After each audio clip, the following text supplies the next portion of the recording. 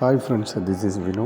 இந்த காணொலியில் நம்ம எப்படி ஒரு QR கோடு எப்படி மேக் பண்ணுறது அப்படின்றத இந்த வீடியோவில் பார்த்துக்கலாம்.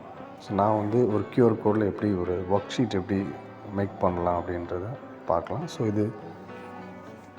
இதுக்கு நம்ம என்ன பண்ணலாம் அப்படின்னா, ஃபஸ்ட்டு உங்கள் மொபைல் ப்ரௌசர், எனி ப்ரௌசர் போயிட்டு QR கோட் மேக்கர் அப்படின்னு நார்மலாக டைப் பண்ணிக்கலாம். ஸோ பார்த்தீங்க அப்படின்னா QR கோட் அப்படின்னு நான் டைப் பண்ணிக்கிறேன். டைப் பண்ணிவிட்டு சர்ச் பண்ணுங்கள். அதில் நிறைய ஆப்ஷன்ஸ் வரும், நிறைய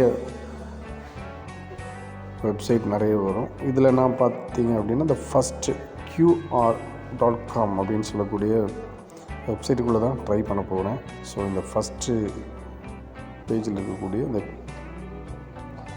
மீ QR அப்படின்றத டைப் பண்ணிக்கிறேன். வெரி சிம்பிள், நிறைய லாகின் பண்ணுற மாதிரி இருக்காது, நிறைய பெர்மிஷன் கேட்காது, ரொம்ப எளிமையான ஒரு வெப்சைட் தான்.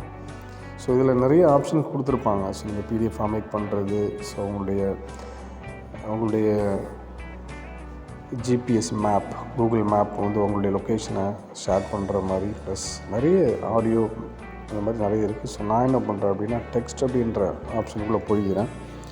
நான் சும்மா ஒரு ஒர்க் ஷீட் எப்படி இதில் மேக் பண்ணலாம், ஒர்க் ஷீட் மேக் பண்ணி ஒரு டெக்ஸ்ட்டில் மேக் பண்ணி அதை எப்படி QR கோட் ஆப்ஷனில் எப்படி அதை ஷோ பண்ணுறது அப்படின்றத காட்டுறதுக்கு ட்ரை பண்ணுறேன். ஸோ இதில் பார்த்தீங்க அப்படின்னா இந்த டெக்ஸ்ட் அப்படின்ற ஆப்ஷன் போனீங்க அப்படின்னா இதில் மெனி ஆப்ஷன்ஸ் இருக்கும். ஸோ இதில்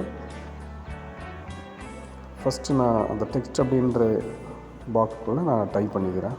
சும்மா தமிழில் நான் சொற்கள் வளங்கள் அப்படின்னு போட்டுக்கிறேன். ஸோ நீங்கள் உங்களுக்கு என்ன தேவையோ அதை ட்ரை பண்ணிக்கலாம். சும்மா ஒரு டெமோ மாதிரி தான் அதை முயற்சி பண்ணுறேன். ஸோ நிறைய பேர் பார்த்திங்க அப்படின்னா QR கோட் அப்படின்றது ஏதோ ஒரு பெரிய ஒரு உதாகரமான விஷயம் அப்படின்னு பார்க்குறாங்க. உண்மையாகவே முயற்சி பண்ணால் இது ரொம்ப ரொம்ப எளிமையாக தான் இருக்குது. ஸோ நான் கிட்டத்தட்ட டைப் பண்ணிட்டேன்.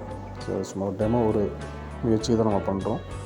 இதை அப்படியே முடிச்சுட்டு பார்த்திங்க அப்படின்னா இந்த கஸ்டமைஸ் அப்படின்னு ஒரு ஆப்ஷன் இருக்கும். இதில் கிளிக் பண்ணுங்கள்.